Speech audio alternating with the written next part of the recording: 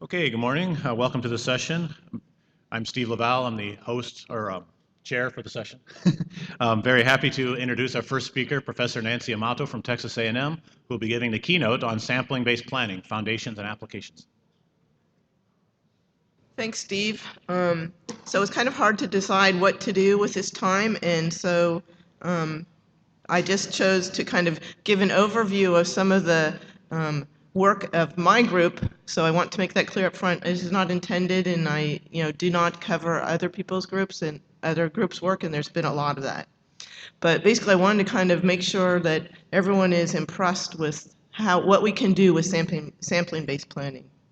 So first off, I hope everyone here is on the same page, but just in case, we're talking about the simplest kind of motion planning problem definition is you have some movable object, you have a description of the environment, and what you want to do is you want to compute a sequence of valid configurations that takes it from your start to the goal. What's shown here is this alpha puzzle example, which has become kind of a benchmark problem for motion planning applications. This is a kind of problem where if you know how to solve it, you know the trick. There's this particular configuration that you need to find. It's right there. Once you do that, the problem's easy. But if you could imagine searching for this just in a sampling-based fashion, that's very difficult to do because there's very few configurations that actually are satisfying that constraint. So what I want to do first is kind of go over a whole bunch of different applications of planning that have been solved by sampling-based planning. Oh, this thing doesn't go away really. So first off, here's an example that comes from intelligent CAD applications. These are problems that both came from General Electric, and they were examples of cases where they came up with a different design, the engineers did, because they weren't able to test things appropriately in the planning phase. And had they had available to them a motion planner that was integrated into their CAD system, they could have come up with a different design. In the one that's actually shown moving, they decided not to actually go with this at all because they weren't sure that it would be possible to actually put the two parts together. And had they had a planner, they could have tested this. On the other one, on the right, is a part of an aircraft engine, and the circled part is a part that needs to be able to be replaced. And you can see that the engineer kind of bent the pipes a little bit to accommodate for what they thought would be the removal path, and it turned out there was a much more simpler removal path that they wouldn't have needed to do, and they could have tested all of this had they had a motion planner integrated into the system. If we had a motion planner integrated appropriately into these systems, other things you could do would be training. You could illustrate removal trajectories to engineers or mechanics during the training phase. So there's a lot of things that could be done if we get these systems appropriately integrated. There's a lot of high degree of freedom problems where we have many joints that we can plan with planners. Let's see. If that'll play again. But here you have basically some closed, it's hard to see, but there's 3 series of closed chains that need to be moved together, and this is a difficult problem to plan for. Here we have, so far we just had examples where we had one agent. Here we have multiple agents that need to move and be planned together. On the bottom, we actually have 2 groups of agents. We have one agent who's trying to herd a flock of other agents and trying to push them into this corral type area. The puzzle down there is a disassembly puzzle. That's related to what you would do for a disassembly problem or assembly problem. Frequently, that's one example where we solve essentially the reverse problem. So you start with everything together and you plan to separate them, and you could reverse that to come up with an assembly sequence. Here's an example where the movable object is essentially deformable, and it essentially has an infinite number of degrees of freedom as to how it could be deformed. In this example shown here, that it's the same path that's being followed by the ducky and the teapot, and they are basically deforming to avoid collision with that obstacle there. And there's many different applications for deformable objects. Another one that's a little bit different is applying motion planning to molecules. Here are some examples for protein molecules or RNA molecules. And here, these molecules are also flexible and they can move. The top one is kind of more related. The drug design is more similar to what we think about for traditional motion planning. You have your smaller drug molecule and you need to dock it onto the binding site in the protein. So you could imagine that the drug molecules are robot, the protein is the obstacle, and you need to fit it into the spot. For the other ones, it's just simply a flexible object, and we need to study and plan for its motions. So those are a bunch of examples of different types of motion planning problems, and we've applied sampling-based planners to all of them. Now, I assume everyone here is familiar with the actual computational complexity of motion planning, but just here's a quick reminder that it's pretty much any problem that we really want to solve is intractable according to the traditional sense of computer science intractability. And so far, the best deterministic planners we have today is still John Canny's planner from his PhD thesis in 1986. And essentially, we can only really apply that to problems that have up to maybe 4 or 5 degrees of freedom. So this means we can't even use it on a rigid body in 3 dimensions. So essentially, we can't really do this except for in most general cases. So what do? We turn to these randomized approaches to try to help us handle the problem, because we still obviously need to solve them. And what this has done is it's led to a whole bunch of different types of methods that have different types of probabilistic guarantees, and they work practically very well in many cases, and we have a major gain in efficiency. So what I want to do now is just kind of give you a quick overview of one of the original ones, which was jointly discovered independently by 2 different groups of researchers. So what I'm citing here is the combined journal paper reporting that. But basically you have, configuration space.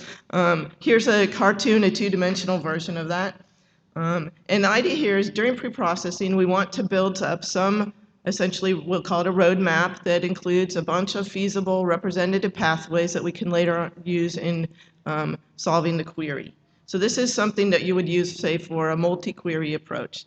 There's also the tree-based methods such as RRT, and today I'm just going to go over the roadmap-based approach. So in the first step, you generate a bunch of configuration samples in your space. You evaluate each one.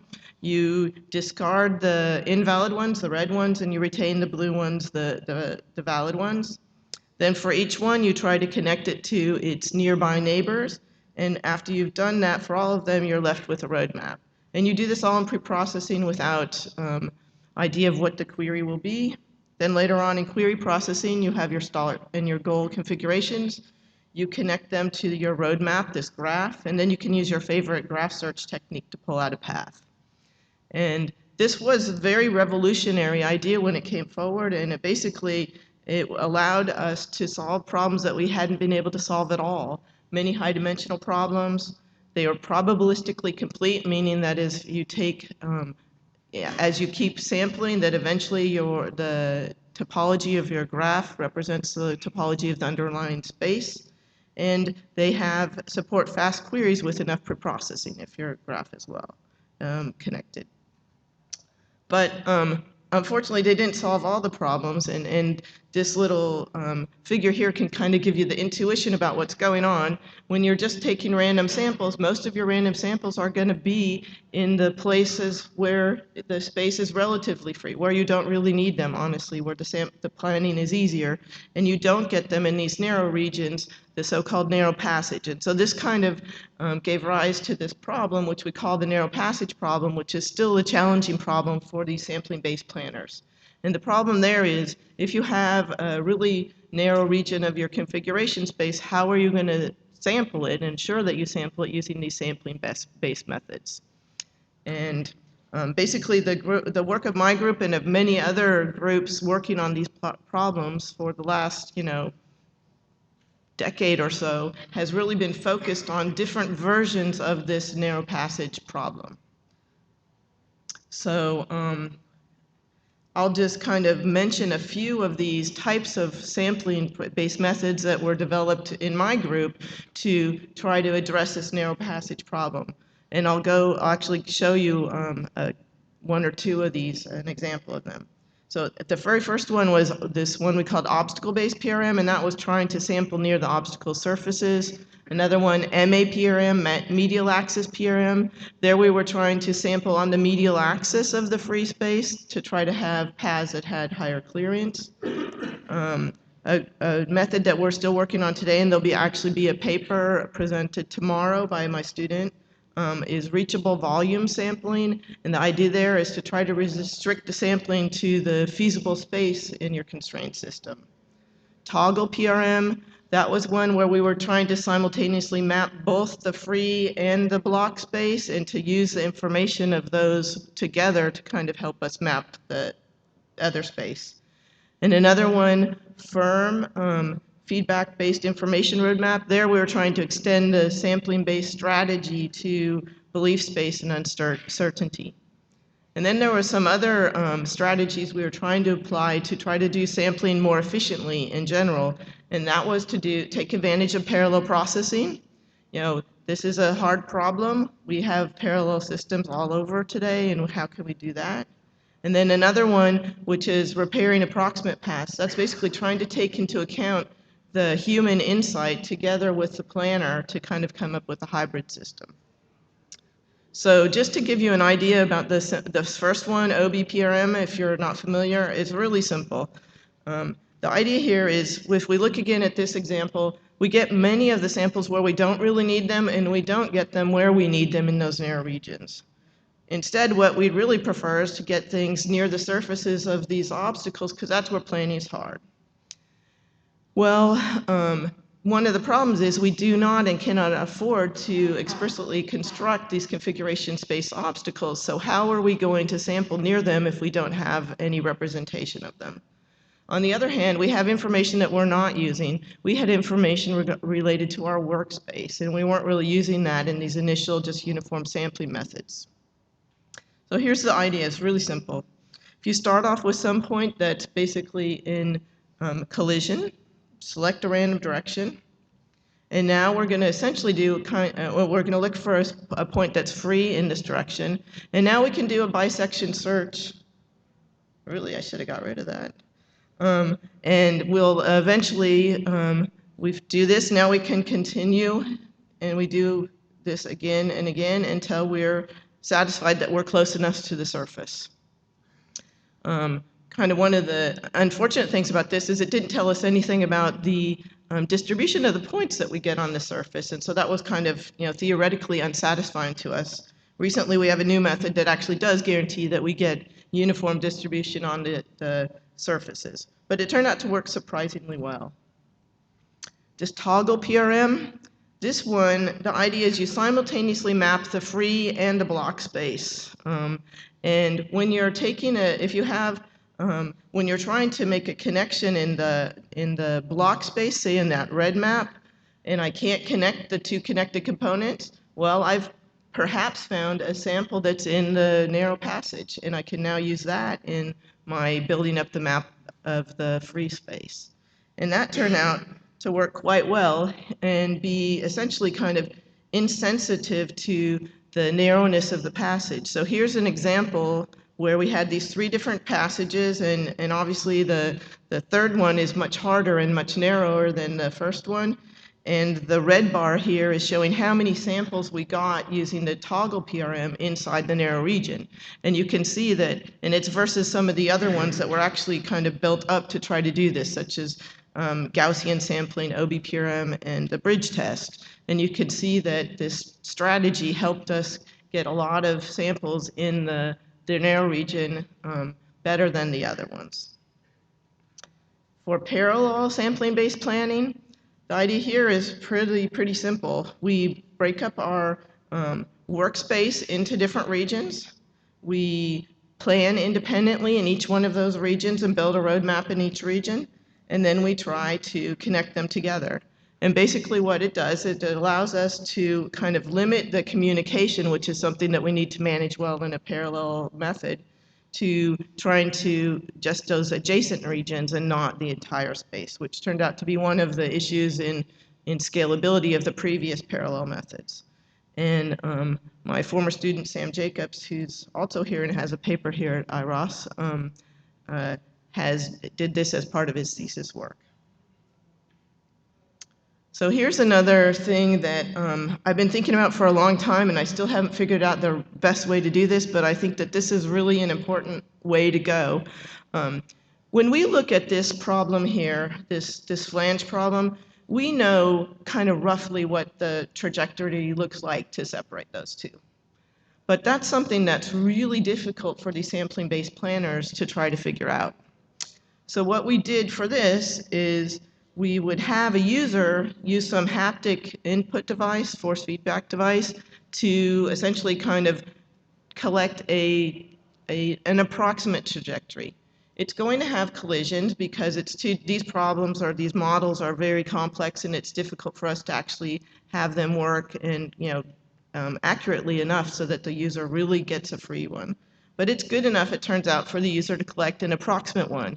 And the idea here is you can think about it. Suppose the user collects a trajectory that's kind of like that red path. What this can do now is I can now give this to my planner as some approximate method, and the planner can now focus on trying to improve it. What this does for the planner is it greatly restricts the region of the configuration space that the planner needs to search, and so it can make this problem be something that you could solve with a planner.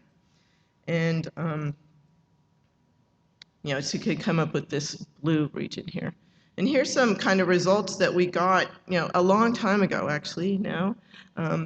And we applied it to, here's what's shown on the x-axis are 3 different versions of this flange problem. The 0.85 means that we shrunk the inner tube to be 85% of its original size. The 0.95 means it's 95% of its original size, and the 1 means it's the original problem. And the dark blue, or the navy blue, is the results when we used our obstacle-based planner to solve it. The red is when we had the user collect a path, and then we pass it off to the planner, and the planner fixed it. And the yellow one is the one I found most interesting. That's when we took the correct solution path for the previous version of the problem, and we used that as input to the planner for the next version of the problem. And it turned out that's how we were able to solve this original version of that problem. We took the correct version for the 0.95 version of the problem and gave that as input.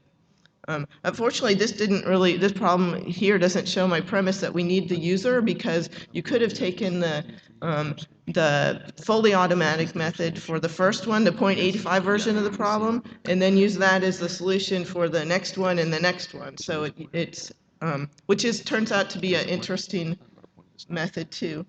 But anyways, I think that there's still a lot here that we need to do, but we don't really know how to do it that well yet. The last thing I wanted to talk to you about is the molecule problems, and this one is a protein folding. And first, I just want to make clear that this is not probably the version of protein folding that you're thinking about, which is where you're trying to do this protein structure prediction. What we were doing, and we're looking at a problem where we actually know already the native structure of the protein, but we're interested on how it may obtain it. And this is important because there's actually a lot of diseases that are related to protein misfolding. So if we can understand more about how proteins fold, we could also understand more about how they may misfold and how we might be able to prevent that. And here's another example where computational techniques are absolutely critical. It's not something you can really study with in experiment. It's difficult to see this happening. So the basic idea here and why these motion planning type methods work well is there's this energy landscape that kind of governs how proteins fold, and the native structure of a protein is thought to be the global minimum of this energy. And so you can think about it as we're using these sampling-based methods to essentially map this whole folding landscape. And it turns out it works quite well. We applied it to some kind of difficult test cases, and because that's one of the challenges also with these methods is how are you going to verify them? And so we needed to have some examples where there is some experiment available to us where we can compare. And it turns out we took these proteins that had slight mutations, and our results were quite good. So hopefully I have convinced you that there's a diverse set of problems that we can address using these sampling-based methods. Really the key to do that, which I didn't get too much into, is defining appropriately the configuration space and coming up with the validation. So finally, I just want to end with a picture of my students and former students and their students from from IROS 2011, because they did all the work, actually. So thank you.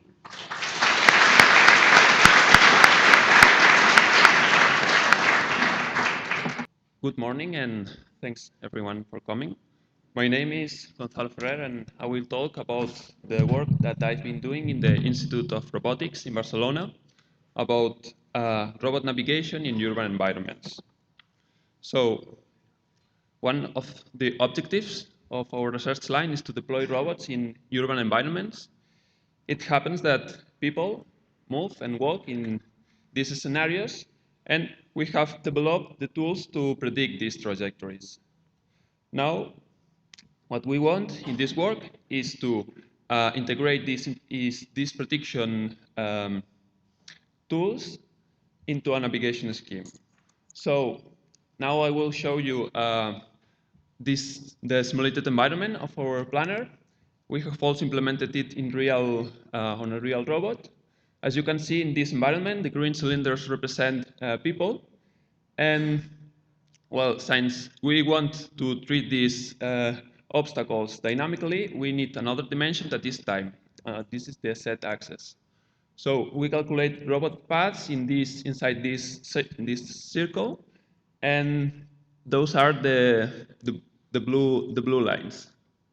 So we calculate several paths. We extend this tree by these goals on the edge of this circle, and what we want is not obtaining the shortest trajectory, but we want to reduce the impact of the robot in this scenario. So that means that we want people not to be threatened by this navigation, but try to minimize it. So as you can see, the minimal cost trajectory calculated is the red line. And well, just to summarize the contributions, we have presented this autonomous navigation in this dynamical environment. We integrated it with prediction tools, but we went one step further, and it's not only integrated with prediction, but we are also doing it in a proactive way. That means that each robot path, each position that we are calculating also changes the whole prediction scheme of all the persons in the ascent. And since there's a lot of time restrictions, I mean, one obstacle is not in the same position at a certain time, and at the time after is not, maybe it's not there, we must consider also kinodynamical constraints of our platform. So this is the general scheme. We have external requirements that are a global planner, and these are our contributions: the proactive planner and the motion prediction that is tightly coupled with the planner. So thank you.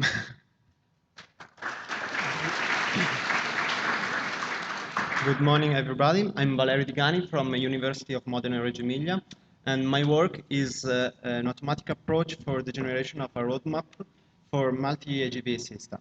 So the typical scenario of my work is that one, so an industrial warehouse where there are a lot of AGVs, and usually these kind of robots are constrained to move on a roadmap. And the problem is that in the current state of the art in the industrial application, that roadmap has to be manually built.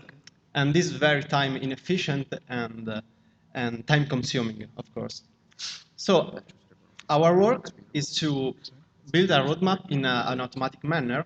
And furthermore, this roadmap has to satisfy some requirements. One of these is, of course, the covering of the free space. To do that, we use a medial axis transformation of the free space. And second, the roadmap has to be redundant. And the redundancy is achieved by maximizing the number of paths and roads on the roadmap. And this is an index of quality for the traffic flow in the environment. And third, the roadmap has to the connectivity of the roadmap has to be maximized.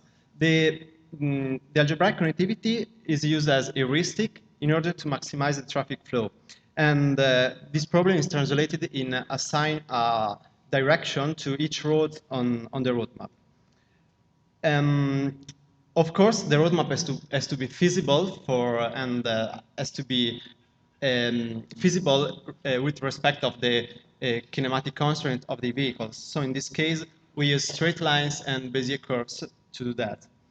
And we compared our roadmap, so a roadmap generated with our approach, with current roadmap used in real industrial plants. And the results are that our roadmap is better in terms of algebraic connectivity of the associated graph and in terms of maximum flow of the graph. So, thank you.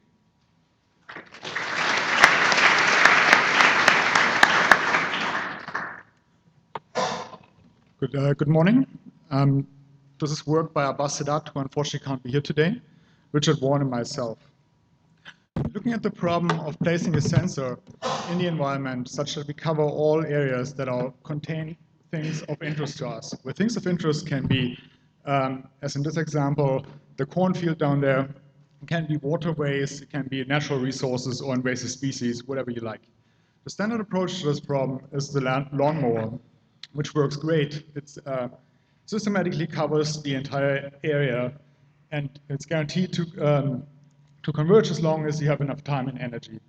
But if you look at this problem a bit more carefully, then we notice that in a lot of situations, things of interest are not uniformly distributed, but rather come in patches like these fields or lakes and rivers. So we waste a lot of time and energy in the lawnmower by looking at places that are not of interest to us. So we could, in theory, do a lot better if we only look at things that are of interest to us. Obviously, this is a chicken and egg problem because we need to actually sense that something is not of interest to us in order to skip sensing them. So what we propose is to do multi-resolutional sensing. And the insight is that this is actually easy to do for flying and underwater robots because we can simply change the elevation at which they move, thereby increase the field of view. Granted, we lower the resolution, but we can go down again when we find something interesting, decrease the field of view, but increase the resolution. So it's important to point out that this isn't the answer to the whole thing, right? So we don't just do lawnmower at a higher resolution and we're done. So the trick is to figure out when we need to go down and up in this multi-resolutional sensing scheme. And what we propose is to use coverage trees. In particular, in this case, we use quad trees, where the parent node covers 4 times the space of a child node. And the cool thing now is that we can just prune the tree and stop exploring as soon as we find an area that is entirely not interesting to us. And there comes the saving compared to the lawnmower. And as always with trees, we have 3 options. We can do a breadth-first search, we can do a depth-first search, or we can use some sort of heuristic. And if you come to the poster later on, I'll go into the details about the heuristic. For now, I would like to conclude by stating that our method outperforms the lawnmower if the environment is sufficiently patchy. Thank you.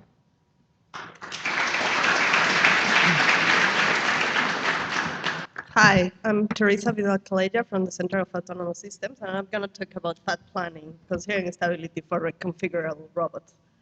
So they can tip over and they can damage vehicles and environment. So there is a range of applications when we can use this type of vehicles, such as autonomous robots, teleoperated vehicles, and human robot and onboard operators. We propose a probabilistic approach to account for stability when planning on uneven terrains. The stability analysis considers as an input uncertain robot terrain, localization error, and uncertain terrain model. This goes to a robot simulator that provides us with the center of mass and the contact points with the terrain. With this, we can calculate the stability. So for the simulator, we use an open dynamics engine that is a physics simulation engine, where the terrain is modeled as a 3D meshing and for any given point cloud. This simulator will specify how the robot sits on the terrain in a given configuration. And the projection of the robot's body from the top view will give us a contact point and support polygon.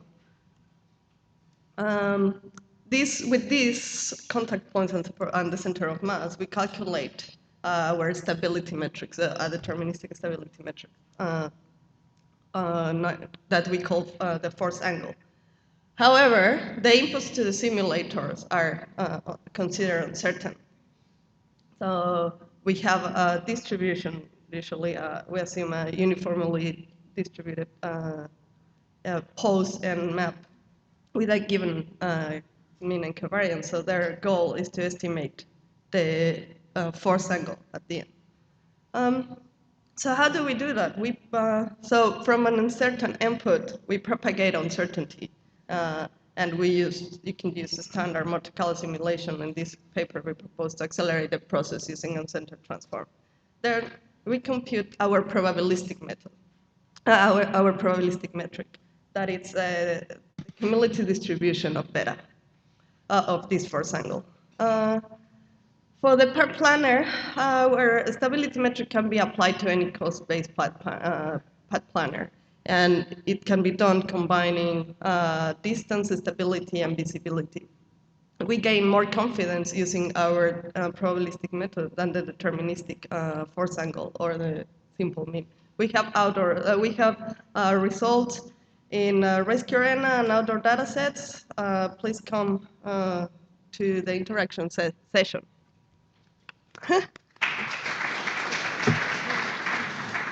Hi, everyone. I'm Chris Bowen. I'm presenting my work with Dr. Ron Balcherovitz on closed-loop global motion planning for reactive execution of learned tasks. The problem we address is that of executing a task learned from demonstrations. In this example, the robot must scoop powder from a container and transfer it to the green bowl, even if the bowl is moved during execution. Note the spoon remains level to prevent spilling without an explicitly enforced constraint while avoiding obstacles. The powder transfer task was learned from human-guided demonstrations, like the one shown in this video. Task execution in this context poses a number of challenges which have not been addressed together in prior work. First, during execution, we maximize adherence to the learned task. Second, we avoid new obstacles not present in the demonstrations. And finally, we quickly react to the movement of landmarks, like the green bowl. To address the challenge of reacting to the movement of landmarks, we employ a closed loop that repeatedly senses these landmarks and runs the planning algorithm to maximize adherence to the task, conditional on the sensed landmark locations. The task itself is represented by a hidden Markov model, where states correspond to discrete time steps and observations correspond to configurations of the robot. This model can be thought of as a discretization of time in the form of a graph. To address the introduction of novel obstacles, we build our planning algorithm on top of a probabilistic roadmap, which discretizes the free configuration space by randomly sampling configurations which are treated as vertices in a graph, and finding local plans between nearby configurations which are then treated as edges. We combine the task model and the roadmap by considering the Cartesian product of these graphs. The resulting graph has a vertex for each configuration at each time step, along with appropriate edges. So the task model discretizes time, the roadmap discretizes configuration space, and their product discretizes space-time. Finally, to address the challenge of quickly finding the plan which best adheres to the learned task, we apply a classical bidirectional shortest path search algorithm in parallel to this Cartesian product graph, with a carefully chosen notion of cost. This algorithm proceeds from the start and goal vertices simultaneously to efficiently find the global shortest path. Here's another example execution. Again, the robot successfully accomplishes the task even when the green bowl is moved, despite the presence of obstacles. We've also applied this method to other tasks, so for full details, I hope you'll join me during the poster session. Thank you.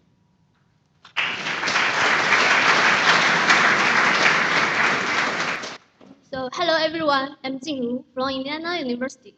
The work I will present is an empirical study of optimal motion planning. In the beginning, let me ask you a question. So, if you are given an optimal motion planning problem, which planner would you pick?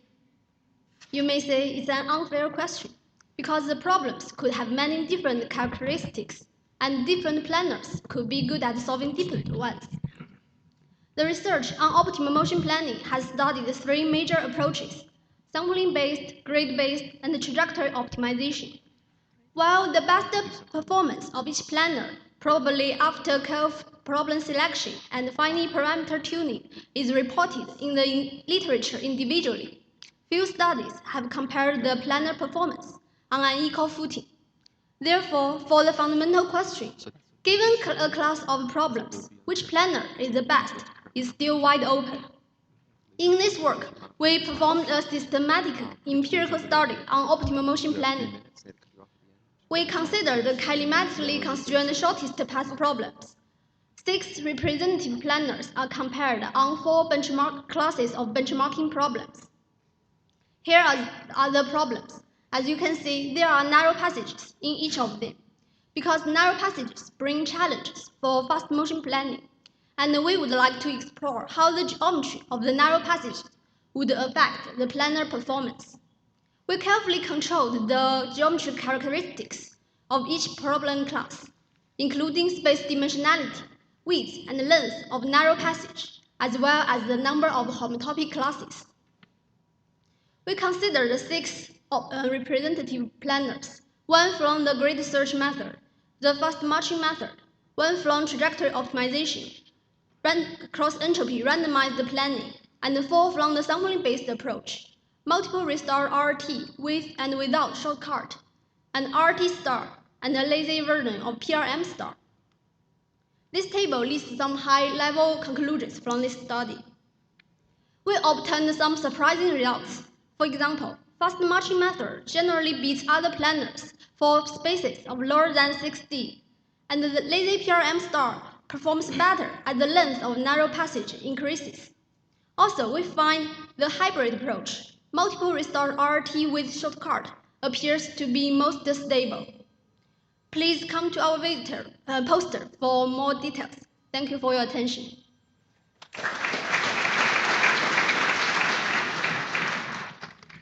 Hi everyone, my name is Nargis and I'm working with Professor Easter in the Robotic Sensor Network Lab at the University of Minnesota.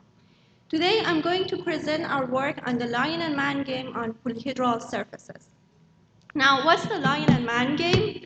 In this game, we have 2 players, a lion, which is sometimes called as the pursuer, and a man, or the evader. And these players are moving in an environment. In the original setup, they're moving in a circular arena. And they're moving in turns, and in each turn, they have equal speed, and they can observe each other's location. Now, the goal of the lion is to capture the man, while the goal of the man is to avoid being captured by the lion. So this problem has lots of applications in robotics. Search and rescue, security, and surveillance are a few examples of those applications. Now, this problem is being studied extensively in planar environments. For example, in simply connected polygons, we know that we can capture the man with a single lion. And when we add obstacles, we will need more lions. Basically, we will need 3 pursuers to guarantee capture in finite time.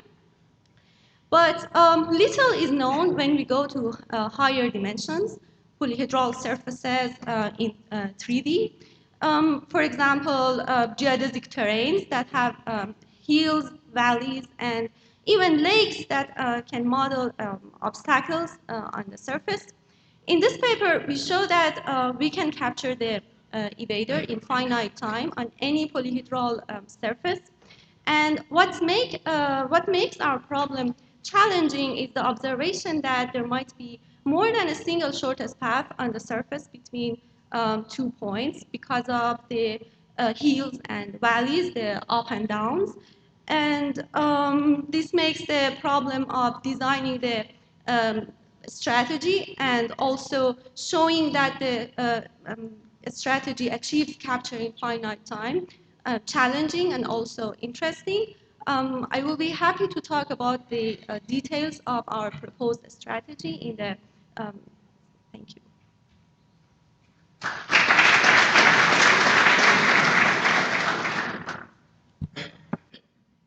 Hi, everyone.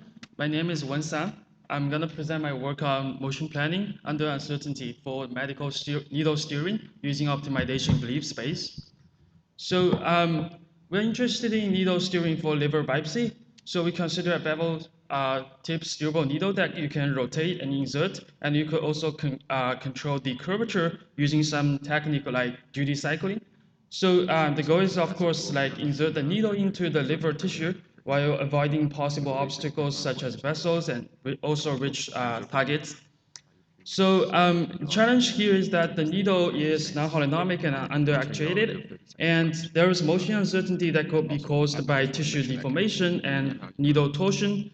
And there is, of course, sensing uncertainty, which could be caused by partial noisy sensing.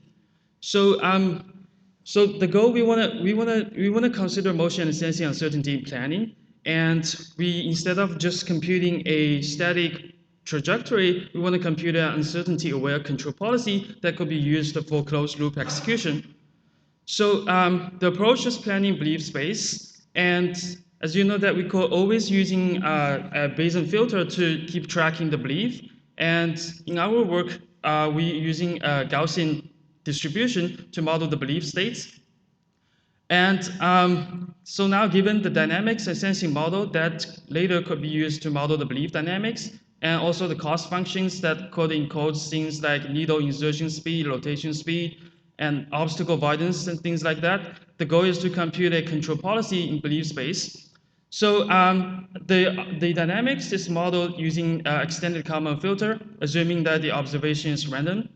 And so now, in terms of the optimization purpose, we use a belief space variant IOQG approach to optimize. So here were some results. We first assuming like 2D sensing model, which could be from an X-ray or ultrasound image.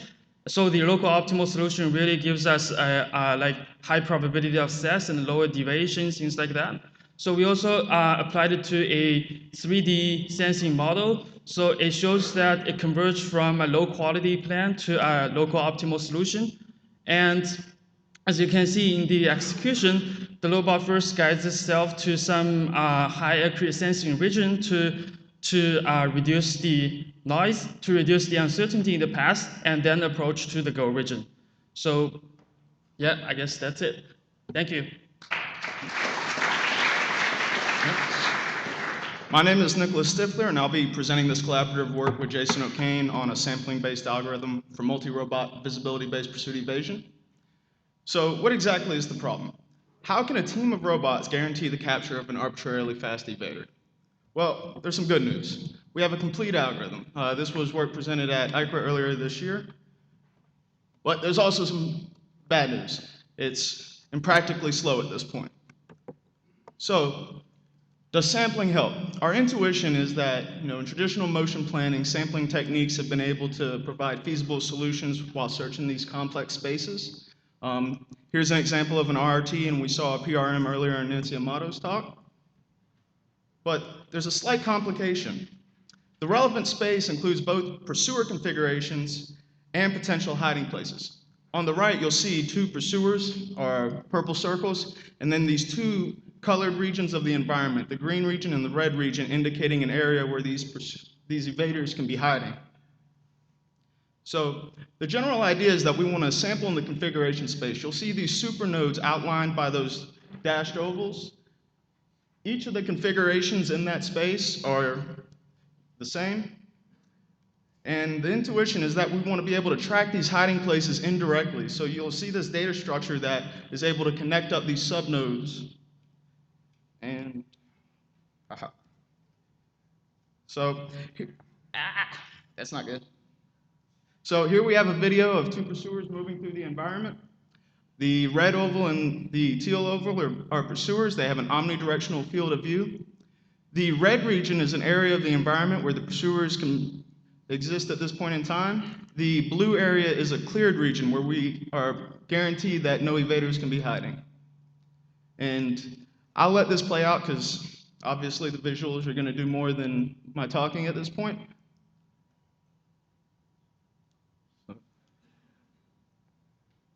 And you'll see that this problem is often complicated by the fact that we have recontaminations. You'll see some of these blue areas, when they end up merging with a red region, which is contaminated, that they end up making a larger contaminated region. So it could potentially require our pursuers to revisit a place that it had been previously.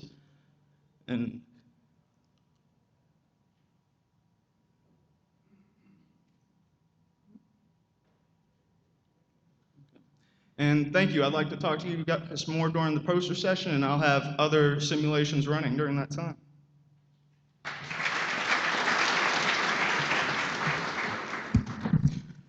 Hi everyone, my name is Tadej Petric.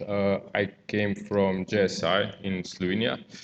I'm going to talk about the online learning of task-specific dynamics for the periodic tasks. And I basically decided to show you a video, and then of course if you're interested, please meet me in the interactive session. So basically, the main motivation for our work were how to actually accurately track the desired trajectories while ensuring also the compliant behavior of the robot itself. So of course, in order to achieve both of these two properties, a dynamic models of the task are required. Of course, to obtain these models, there are different ways. One would be, for example, to use just mathematical modeling.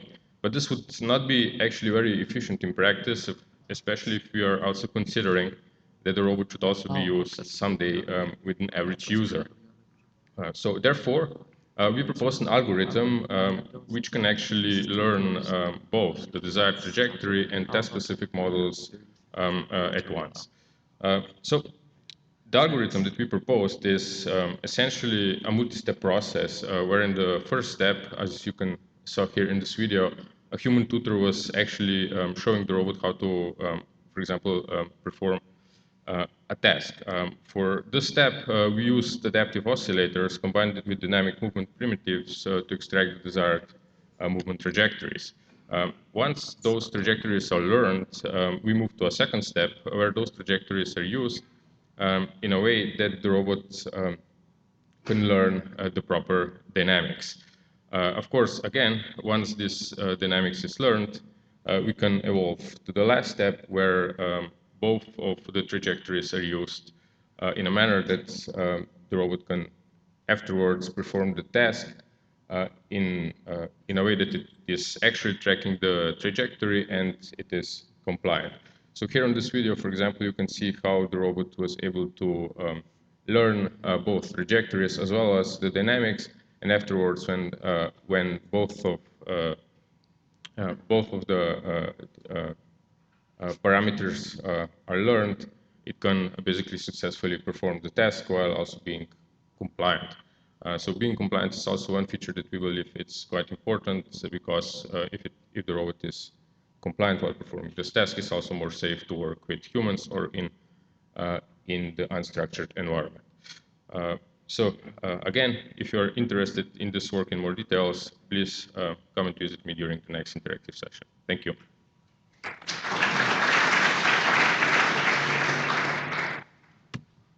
Hi, hello, good morning, everyone. Today, I'm very happy to give you a talk towards consistent reconstructions of indoor spaces based on 6D RGBD odometry and kinetic fusion. I'm Hai Weizhong from University of Ottawa, and co-authors are Nadia and Abdul Muttalib El Sadiq. So actually, in this paper, we improved the kinetic fusion large scale by adding in estimated pose based on both RGB and depth information. Specifically, we propose a 60 RGBD odometry approach that finds a relative camera pose between consecutive RGB frames by key point extraction and feature matching, both on the RGB and depth image planes. And furthermore, we feed the estimated plots to the kinetic fusion algorithm. So the yellow blocks highlighted our contribution here. And to validate the capabilities of a proposed algorithm, we conducted our evaluation on the RGBD SLAM dataset and benchmark provided by STEM. As you see, that it includes a Freiburg 1 room and Freiburg 2 desk, 2 sequences, and we compare our results with the publicly available trajectories estimated by King-Fu large scale and RGBD SLAM presented by Andrews. So to show our improvement, you see that the King-Fu large scale, which shows as upper subfigure, fails to incrementally estimate the camera pose due to the planar surfaces of walls and closets, whereas our method shown as the lower subfigure in combination of King-Fu large scale shows no sign of drift and moreover alleviates the failure from using dense ICP based solely on the depth information. And then next we compare the accuracy. You see the trajectory difference and translational error based on Freiburg 1 room are shown on the right side. And the experimental results, lower 2 figures, show that our proposed reconstruction method outperforms the state-of-art RGBD SLAM system accuracy. And furthermore, we applied both of the data set, and the right figure shows the comparison results of the trajectory errors against the ground truth. The results in bold indicate where our approach outperforms RGB SLAM. And our method finally shows a comparable results with RGB SLAM. And thank you for your attention. And I'd like to answer any questions in the following interactive session. Thank you.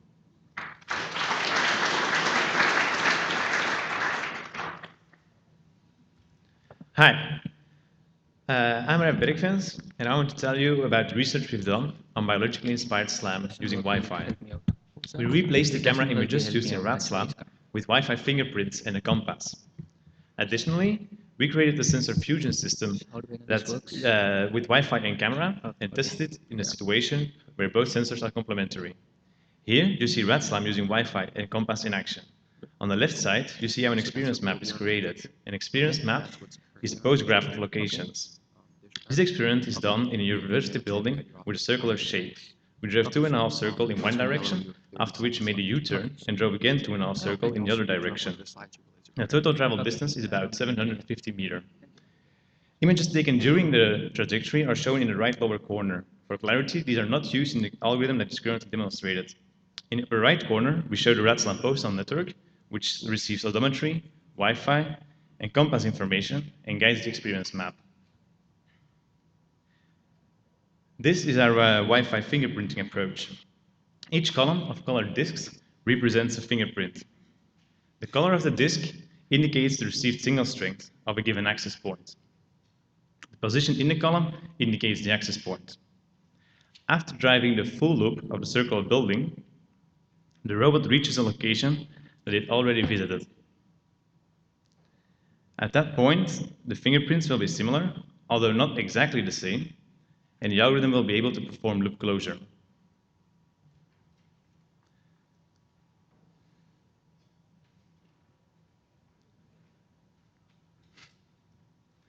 These are 3 experience maps created using, from left to right, Wi-Fi, camera, and our sensor fusion system using both Wi-Fi and camera. This run is about 1 kilometer long and is performed once during the day and once at night. It consists of both indoor and outdoor regions. The Wi-Fi algorithm successfully matches day and night runs, but the resulting experience map doesn't quite look like the ground truth. The camera experience map looks more like the ground truth, at least during the day, but it is unable to match day and night runs together. The sensor fusion algorithm allows the experience map to look more like the ground truth and still match the day and night runs together. I will be glad to elaborate on all this during the interactive sessions. Thank you for your time.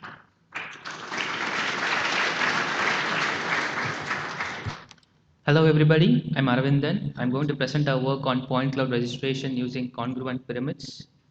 The problem we're trying to solve here is global registration, that is aligning 2 point clouds when there is no initial estimate of the transformation between them.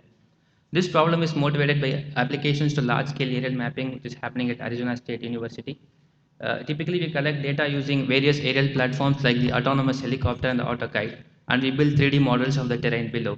We're interested in creating data products by merging maps created using these various aerial platforms. And typically, we don't have an initial estimate to register these maps, hence our interest in global registration.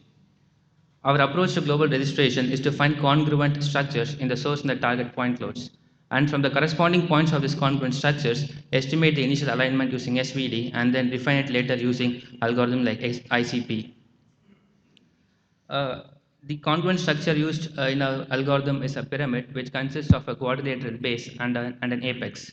Initially, we estimate the congruent bases in the source and the target point clouds using the 4-point congruent set algorithm.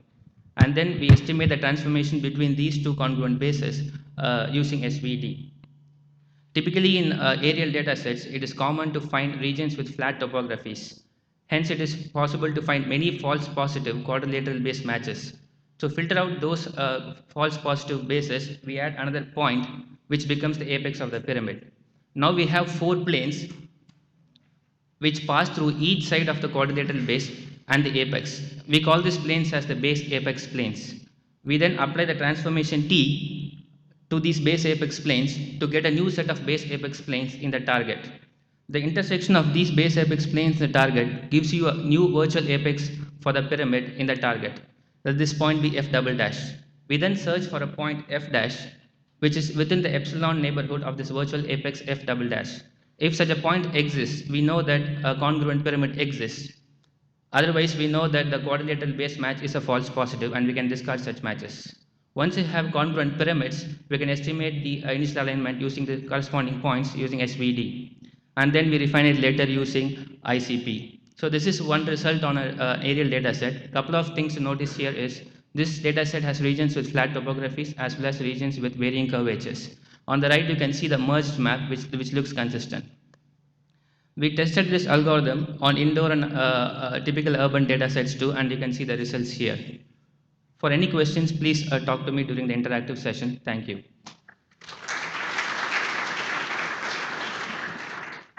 Good morning, everyone. My name is Martin Brandão from Waseda University in Japan, and I'm going to talk to you about the formulation and performance of cost curve occupancy grids, which is a method that we propose in this paper. So the problem that we want to deal with is to use occupancy grids with stereo vision. As you know, in stereo vision, you want what you want to do is for each pixel on one image, go along a line on another image and find the pixel that matches it. And you do this by computing a cost for each match hypothesis. So once you find the match, you can estimate the position of that point from the camera. What occupancy grids do is that they divide the space into occupied and free space from these measurements. So this is usually done in a winner-take-all approach. So you find the least cost distance and you discard all other distances and you just increase the probability of the occupation of the grid around this distance, this minimum cost distance. The problem is if this distance is wrong, you're discarding the true distance, which could be in another local minimum, for example. However, stereo vision already measures the cost at all disparities, and costs are basically a measure of probability or likelihood of that match. So what we propose to do is to use these costs themselves to use each cost to compute the occupancy of each cell, and we call this approach cost curve occupancy grids. So in the paper, we show that you can compute the probability of occupation of a cell given the cost curve, and that it depends only on priors of occupancy and visibility of cells, and on a measurement model which measures the probability of measuring a certain cost given that the cell is occupied and visible. This is basically a stereo confidence measure, which is a very active field in computer vision, and for which many models already exist. And in this paper, we compare 2 of them for this application. In the paper, we show that these cost curve occupancy grids can surpass occupancy grids on stereo when you don't use pre-filters, and that these cost curve occupancy grids basically generalize the traditional occupancy grids, so winner-take-all occupancy grids. Then we also evaluate the performance of the method and show that it can achieve higher precision over time and higher robustness to image noise, thanks to the stereo confidence models that we use. And we also comment on different design choices such as hole filling methods and stereo confidence model and cost function window size. So Thank you very much, and please come to the poster.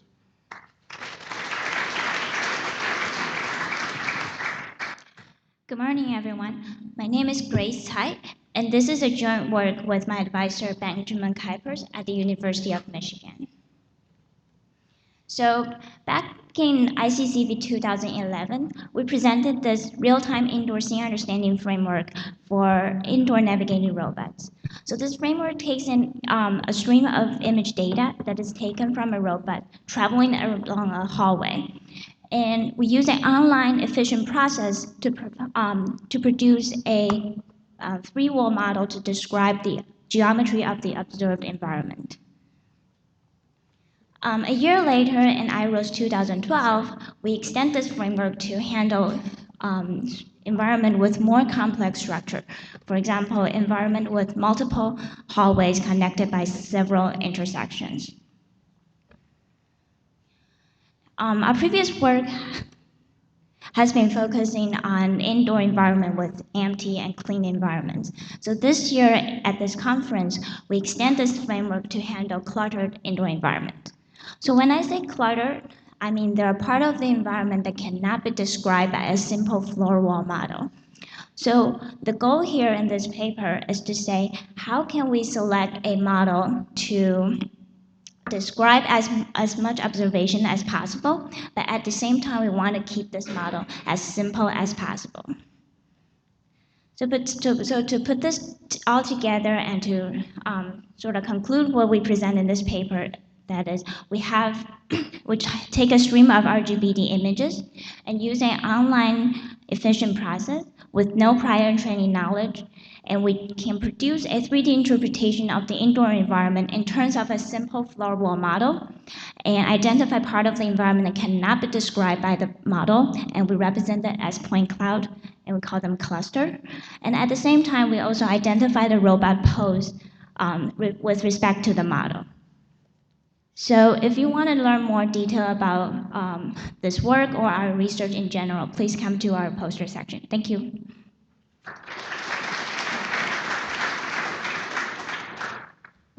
Hi, my name is Zhang Wang from KTH. The work I'm going to talk about is the modeling of motion patterns of dynamic objects. So we are interested in the long-term moving tendencies. For example, in this corridor environment, for people exiting a certain room, where do they normally go? The difficulty of this research comes from the ever-changing nature of the dynamics. For example, during lunch hours, the frequency of entering the kitchen will be notably higher than other times. This requires the model to be homogeneous. We notice that objects move in a continuous manner. That means in the occupancy grid map that we are using, before the current cell becomes occupied, some of its neighbor cells will became occupied first. So we believe that this spatial temporal correlation is a key to model this dynamics. For each cell, we use the input-output HMM to capture these correlations. The input is the observation in the neighbor cells at the previous time step. So essentially, we are using events happening in the neighbor cells as external information to make the current HMM ready for the upcoming transitions. Typically, in conventional HMM, the transition probabilities are fixed. But in our model, they are changing according to the value of the input. So this means that our model provides richer expression power for accommodating the inhomogeneous dynamics. This shows that our model performs better. Our model performs better in the occupancy estimation. Learning from 10 hours of laser scans, we achieved this overall transition model for the corridor environment. The length of arrows represents the transition tendencies from one cell to its neighbor cell. And this cell reflects the how people move in this corridor. And knowledge of this cell enables inferring about future trajectories. Thank you very much for your attention.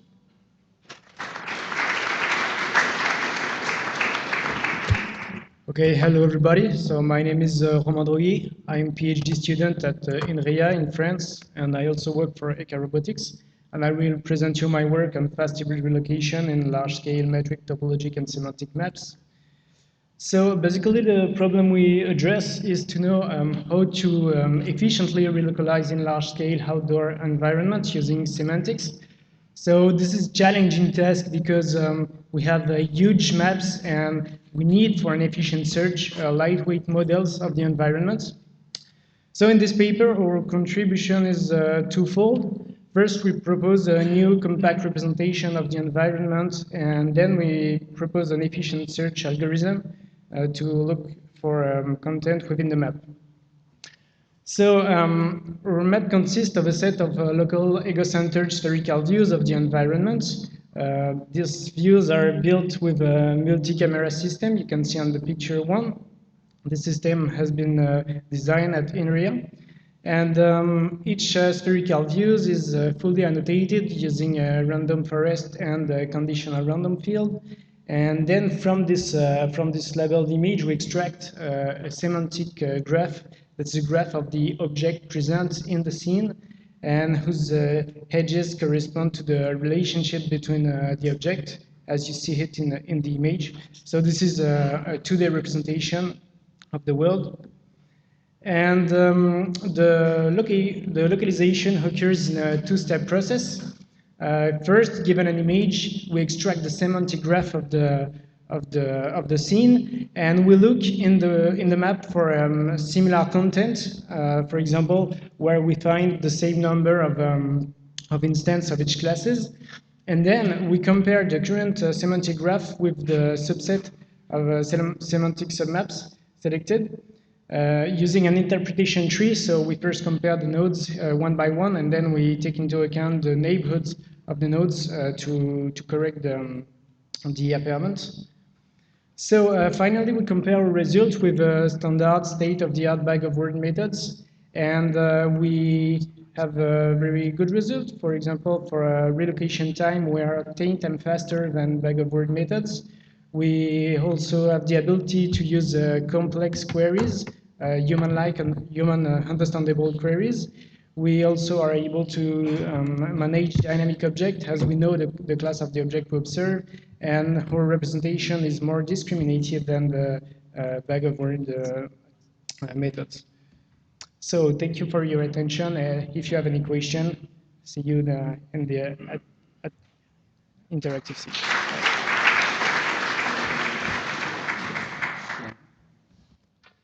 Okay, good morning, everyone. My name is Raresh Amrush. I'm a PhD student at KTH, and the title of my presentation is Meta Rooms Building and Maintaining Long-Term Spatial Models in a Dynamic World.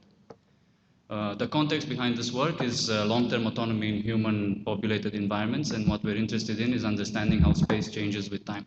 In particular, in this paper, we focused on separating the static from the dynamic parts of the environment. The requirements for this work are a mobile robot equipped with a pan-tilt unit and an RGBD camera. And in our setup, the robot conducts autonomous patrol runs in our office environment. So you can see over here in this picture what our app looks like. And the red dots signify waypoints that the robot visits during each one of these autonomous patrol runs. So after reaching a waypoint, the robot conducts a pan-tilt sweep, and we take data from the RGBD sensor and we register it to form this 360-degree point cloud, which we call an observation, and it's the input data for our algorithm. Now, given a set of these observations collected at a particular waypoint, we define the meta room entity, which is the static structure of the environment at that waypoint, and we create one such entity for each waypoint in the patrol run. Once we've created the meta room, we can use it to easily extract dynamic elements from subsequent observations. And I'll talk more about how we create this and some of the properties of our algorithm during the poster session. This shows some of the results that we get using this technique. So the clusters in red represent dynamic objects that we identify in the environment, and the blue points represent the static structure. And taking a closer look at these dynamic clusters, we see that they correspond to objects that you normally find in office environments, such as chairs, people on chairs, lamps, baskets, backpacks, and so on. We've also implemented a simple matching algorithm for these clusters that takes into account a few very simple features, such as the size of the point cloud and the height from the ground. And in this picture, you can see how the position of a cluster corresponding to a chair changes over the week when we collected this data. For future work, we would like to look more closely at these clusters and see if we can use these partial views to reconstruct complete object models, or whether we can build spatial likelihoods of where they're likely to be at different points in time. And this will allow us to, for example, do anomaly detection or improve localization in some situations. Thank you.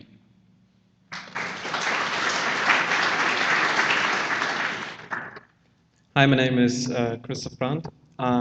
Me and my colleagues are with the Institute of Robotics and Mechatronics from the German Aerospace Center. So we developed a stereo vision-based obstacle mapping for structured indoor as well as unstructured outdoor environments that can be used for fast local obstacle avoidance, as well as, oh, I see, it's not working.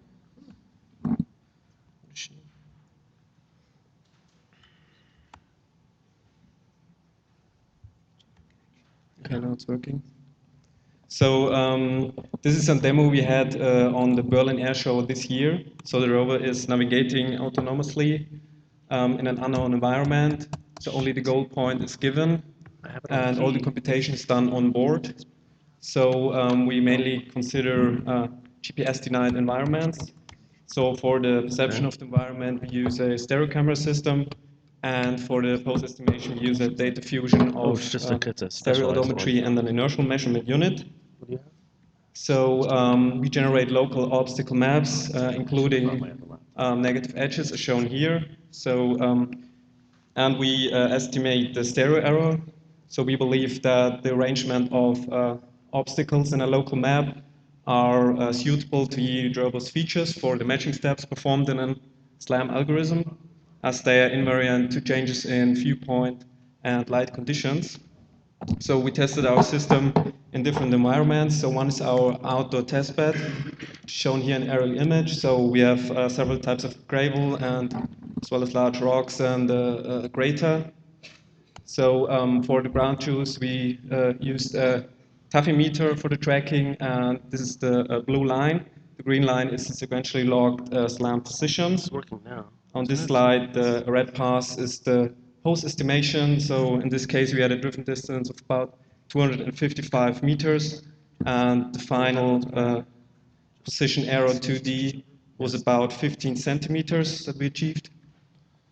And on this slide are the resulting 2D grid maps of two other environments we tested the system on. So above is an indoor environment with rooms and hallways of a lab environment.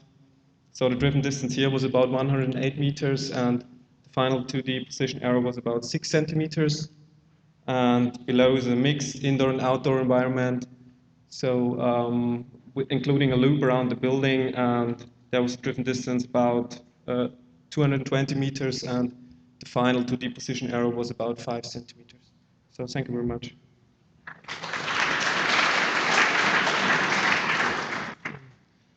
Good morning. My name is Gershon Parent. I'm from Microsoft Robotics, and I'm going to talk about the benchmark for robotic indoor navigation.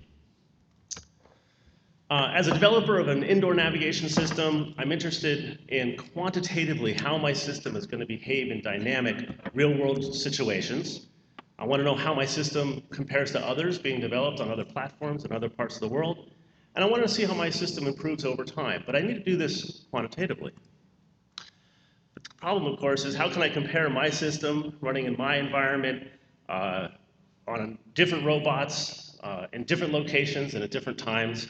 And I'm basically primarily interested in typical human environments like office buildings, homes, schools, hospitals, things like that, where there's going to be a lot of dynamic change, a lot of moving furniture, moving people. I want to do this without data sets. So data sets are great for development time, but of course they're canned, they don't change, and I can't really be responsive to how humans might interact with the robot. And I also want to do this without simulations. Simulations, again, they're great, but when it comes to a real-world robot working in a real environment, there's no comparison.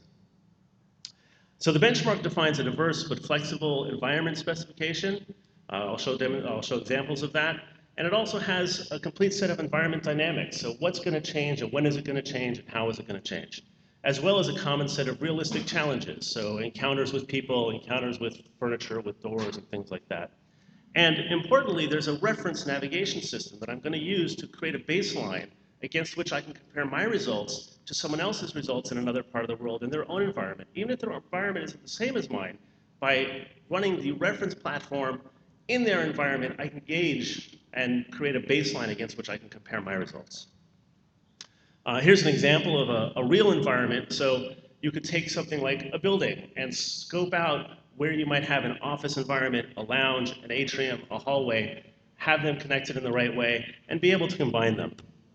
This is these are pictures from that environment, and it prescribes how dense the furniture is, how long the hallways are, and things like that.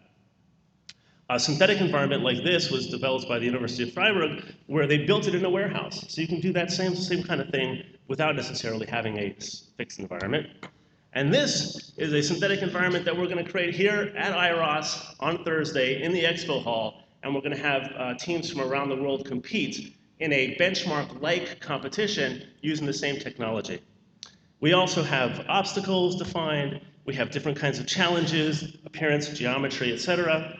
And we also prescribe the test plan, and we normalize the results, and we have a ground truth system, an optical system that looks at the ceiling that measures the exact positions. That's it.